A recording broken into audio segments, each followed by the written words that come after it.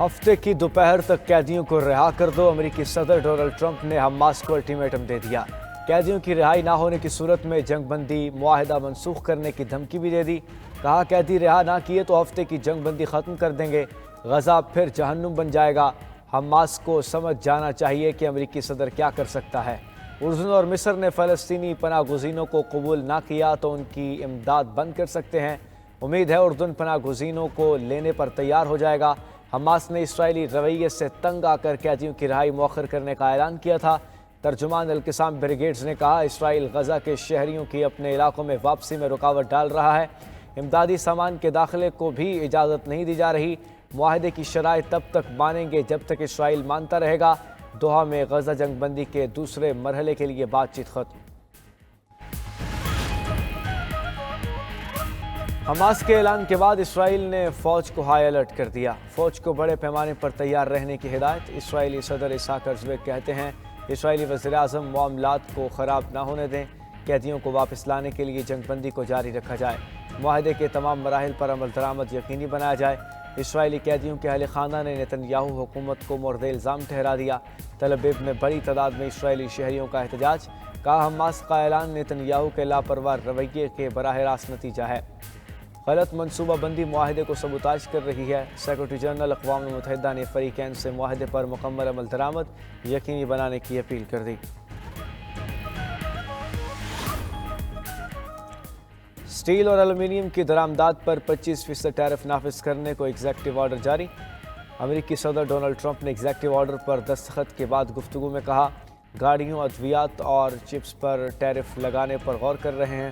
امریکیوں کے لیے بیرون ملک ٹھیکوں کے لیے غیر ملکیوں کو رشوت دینے کے دروازے کھل گئے، رشوت دینے پر پابندی کے قانون میں نرمی کر دی، غیر ملکیوں کو رشوت دینے پر امریکیوں کے خلاف کارروائی نہیں ہوگی۔ ٹرمپ نے کہا رشوت پر پابندی سے امریکی کمپنیوں کو نقصان ہو رہا ہے۔ سینئر بیوروکریٹس کی تربیت کے لیے فیڈرل ایگزیکٹو انسٹی پروگرام کو بھی ختم کر دیا۔ صدر ٹرمپ نے ایلنوائی کے سابق گورنر راڈ بلاگوجیوب کو معاف کر دیا۔ بائیڈن انتظامیہ نے بدعنوانی کے الزامات کے تحت راڈ بلاگوجیوچ کو جیل بھیج دیا تھا۔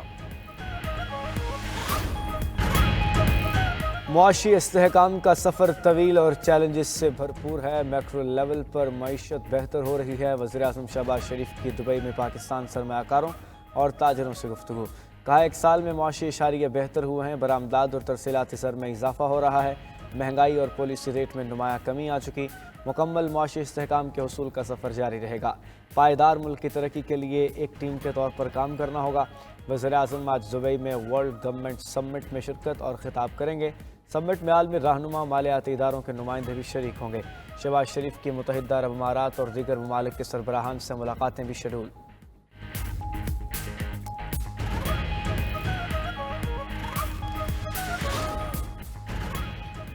سپریم کورٹ میں 6 نئے ججز تعینات کرنے کی منظوری، چیف جسٹس یحییٰ آفریدی کی زیر صدارت جوڈیشل کمیشن کے اجلاس میں منظوری دی گئی۔ اعلامیے کے مطابق اسلام آباد ہائی کورٹ کے چیف جسٹس عامر فاروق اور سپریم کورٹ کا جج بنا دیا گیا۔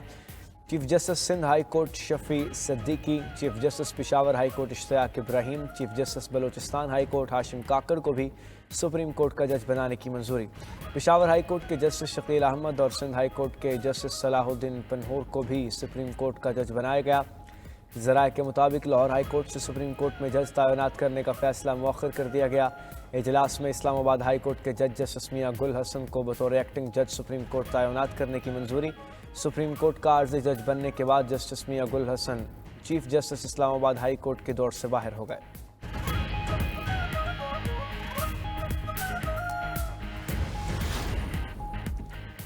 جسٹس منصور علی شاہ اور جسٹس منیب اختر کا جوڈیشل کمیشن اجلاس کا بائیکاٹ، بیرسٹر گوہر اور علی ظفر نے بھی کمیشن کی کارروائی کا بائیکاٹ کیا۔ میڈیا سے گفتگو میں بیرسٹر گوہر نے کہا 2 ججز نے اجلاس کا بائیکاٹ کیا، ہم نے دونوں ججز کی موقف کی حمایت کی۔ سینیٹر علی ظفر نے کہا ہمارا ججز کے تبادلے پر اعتراض نہیں، اصل مسئلہ اسلام آباد ہائی کورٹ کے ججز کی سینیورٹی ہے، سینیورٹی کا فیصلہ کر لیں، اس کے بعد جو 26ویں ترمیم کہتی ہے وہ کر لیں۔ جوڈیشل کمیشن اجلاس کے خلاف آل پاکستان وکلا ایکشن کمیٹی نے اسلام آباد میں احتجاج بھی کیا۔ سرینا چوک میں پولیس اور وکلا میں تصادم، ہاتھا پائی اور دھکم پیل ہوئی۔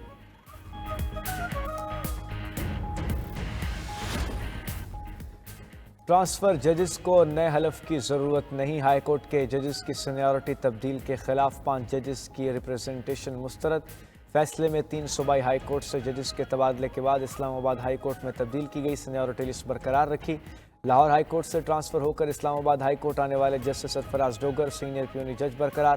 ذرائع کے مطابق چیف جسٹس عامر فاروق نے فیصلے میں کہا، جسٹس سرفراز ڈوگر نے 2015 میں بطور ہائی کورٹ جج حلف اٹھایا۔ صوبائی ہائی کورٹ سے ٹرانسفر ہونے والے ججز کو دوبارہ نیا حلف اٹھانے کی ضرورت نہیں۔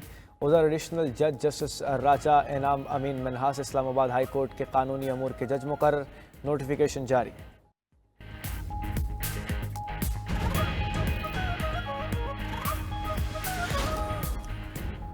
قومی اسمبلی کے اجلاس میں اپوزیشن کا احتجاج، اپوزیشن لیڈر عمر ایوب کو نقطہ اعتراض پر بولنے کی اجازت نہ ملی۔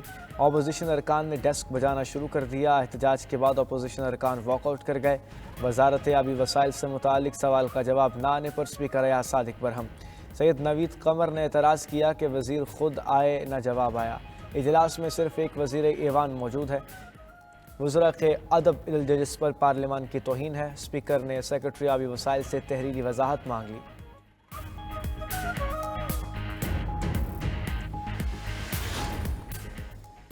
بانی پی ٹی آئی اگلے ہفتے ایک اور خط لکھنے جا رہے ہیں، بہن علیمہ خان کی میڈیا سے گفتگو۔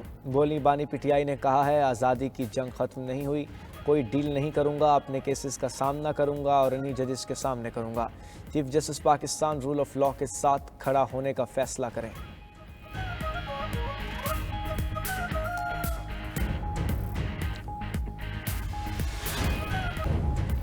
کوسووو میں انتخابات کے بعد حکومت سازی خطرے میں پڑ گئی۔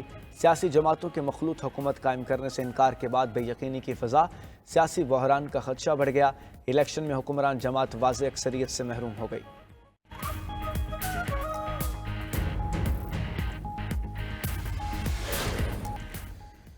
ڈونلڈ ٹرمپ امن کے علمبردار بننا چاہتے ہیں تو اسرائیلیوں کو الاسکا منتقل کریں یا گرین لینڈ میں آباد کر لیں۔ سعودی شورا کونسل کے رکن یوسف بن طرات کا امریکی صدر کو جواب۔ مزید کہا، ٹرمپ کی مشرق وسطیٰ سے متعلق پالیسیاں احمقانہ، غیر منطقی اور یک طرفہ ہیں۔ صہیونی اور اتحادیوں کی سعودی عرب پر دباؤ کی کوششیں ناکام ہوں گی۔ انسانی تاریخ یہودیوں کی فتنہ پروری اور سازشوں سے واقف ہے۔ مسئلہ فلسطین اور فلسطینیوں کے حقوق پر سعودی موقف میں کوئی تبدیلی آئی نہ ہی آئے گی۔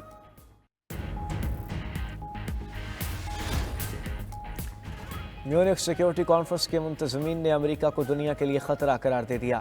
سربراہ اجلاس سے قبل رپورٹ میں کہا کہ امریکہ عالمی سطح پر قیادت کی ذمہ داریاں نبھانے میں ناکام ہو رہا ہے۔ امریکی پالیسیوں میں تبدیلی عالمی عوامی مفادات کے لیے خطرہ ہے۔ کینیڈا، گرین لینڈ اور پاناما پر قبضے کی دھمکیاں امریکی کردار خراب کر رہی ہیں۔ میونخ سیکیورٹی کانفرنس 14 سے 16 فروری تک ہوگی۔ اہم عالمی شخصیات سیکیورٹی مسائل پر گفتگو کریں گے۔